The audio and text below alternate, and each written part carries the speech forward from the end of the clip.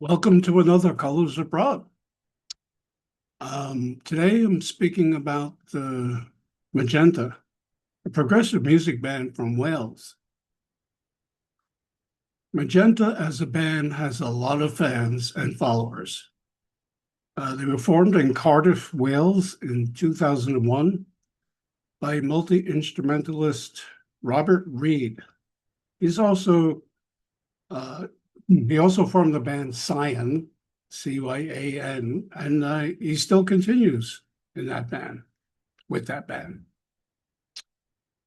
Christina Booth is pretty much the vocalist with Magenta, and the band features a variety of session musicians on a bunch of different songs.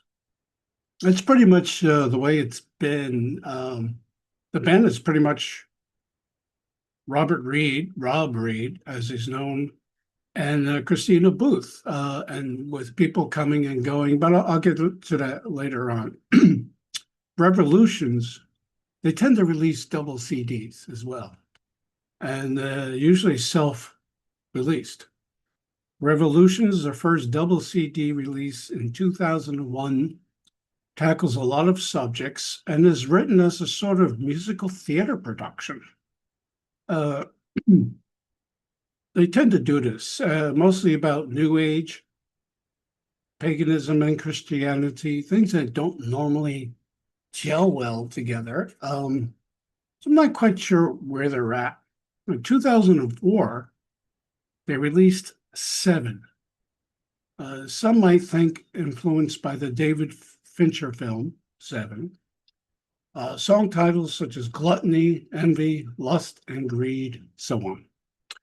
Chris Fry, who guested on the debut, now officially handles lead guitar duties, and he continues on. It has a very interesting guitar sound, somewhere between Steve Hackett, Genesis, and Steve Howe, yes. You also probably immediately recognize generous lifts of familiar riffs from a few classic Yes songs. He also released Metamorphosis in 2008, which consists of just 4 songs, but 2 of them are 20 minutes in length. So they're really into this big prog thing there.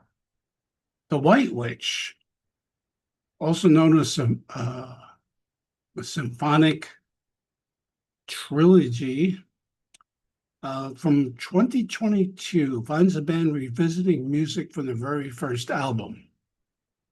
More or less to an effect. The album just, to me, seems over-orchestrated. It left me a bit cold, but there are a lot of people really like The White Witch. Now they released a number of live albums. Live at the Point, released in 2009 from a 2007 event, pretty much gives you what you want from this band. So personally, I'm not too crazy about them, but yes, I feel I should be speaking about them. They've been cropping up in conversations and the like, and prog rock circles. And so I said, I have a friend who really suggested them. So I said to myself, let me give them a listen. And I did.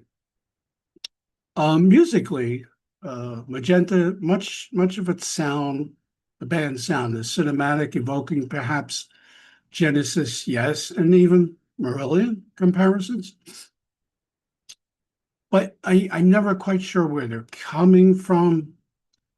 Now, most of the music is written by Rob Reed, and Christina Booth can sing. She has a powerful voice, but Stevie Nicks or Annie Haslam, she is not. But those are 2 separate singers on 2 different sides of the spectrum.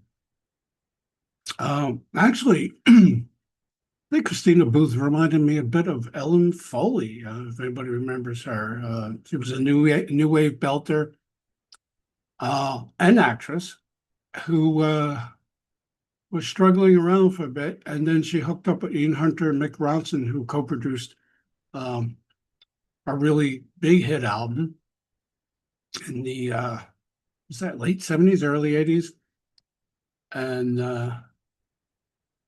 that did fine for her. I actually saw Ellen Foley live. That's going back some time. I was going to also say regarding Magenta, as I said earlier, they have many fans and they have fairly positive reviews of their albums.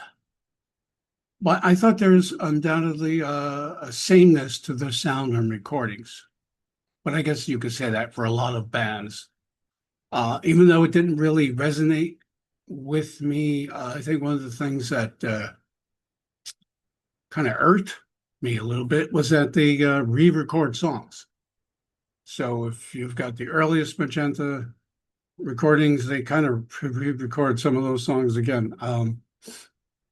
Maybe Mr. Reed wasn't happy with the way they came out, or he wanted to go revisit these songs and embellish them even more. Actually, stuff that's on the White Witch was from a much earlier recording. Now, they recently released, I believe this year, 2026, Tarot, which a lot of people seem to have also liked. So that's Magenta. So I'll be speaking more on them later on. Thanks for watching.